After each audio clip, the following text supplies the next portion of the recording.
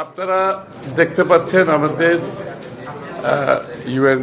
Representative Gwyn আমাদের সাথে আজকে দীর্ঘ আলোচনা হয়েছে। বাংলাদেশের বর্তমান প্রেক্ষাপট, নির্বাচন এবং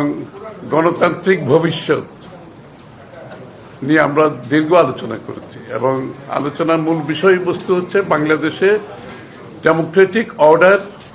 ফিরিয়ে আনার যে ইউএনের যে একটা কমিটমেন্ট এবং ডেমোক্রেটিক অর্ডার আনতে গেলে যে গণতান্ত্রিক কর্মকাণ্ড, চর্চা, একে অপরের প্রতি রিলেশনশিপ সম্পর্কে কি ধরনের সম্পর্ক থাকা উচিত আমাদের বাংলাদেশে বর্তমানে, সেই প্রেক্ষাপটে আমরা মনে করি গণতান্ত্রিক অর্ডার ফিরিয়ে আনার জন্য আজকে সকলে মিলে কাজ করতে হবে এবং সবচেয়ে বড় চাহিদা হচ্ছে জনগণের এই মুহূর্তে গণতান্ত্রিক অর্ডার ফিরিয়ে আনতে গেলে একটা খুব সহসা একটা নির্বাচনের মাধ্যমে সে কাজটা আমাদেরকে করতে হবে এবং ফেব্রুয়ারির প্রথমার্ধে যে নির্বাচনের আলোচনা চলছে এটাকে কিভাবে সফলভাবে আমরা সমাপ্তি করতে পারি সেটা আলোচনা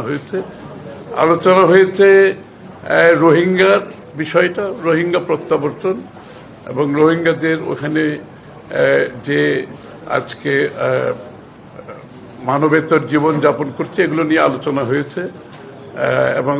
বাংলাদেশের রোহিঙ্গাদের সহায়তার ব্যাপারে বাংলাদেশ সরকার এবং বিদেশিদের একসাথে একযোগে রোহিঙ্গাদের যে কক্সবাজারে অবস্থান, তাদের আগামী দিনের ভবিষ্যৎ কিভাবে তাদের যতদিন তারা প্রত্যাবর্তন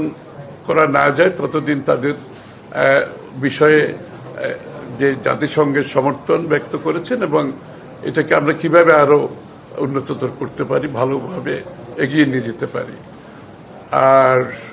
এই তো আর কি আলোচনা, এই তো হ্যাঁ,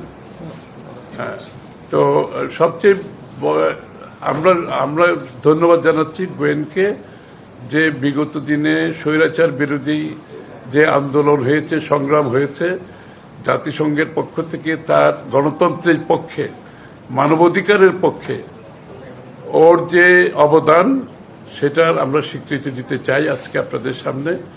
অত্যন্ত কঠিন সময়ের মধ্যে জাতিসংঘের পক্ষ থেকে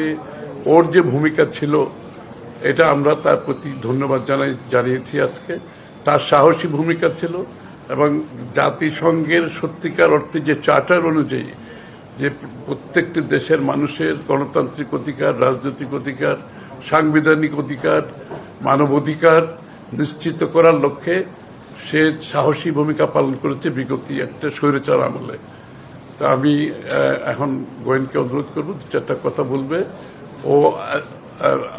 আমাদেরকে ছেড়ে চলে যাচ্ছে, অন্য দেশে যাবে, তার টার্ম শেষ হয়ে গেছে। তো এই জন্য আমরা বলেছি প্রেসকে কিছু বলা দরকার। I just told them that you have done a job for democracy, human rights as UN representative so well that we are all grateful to you.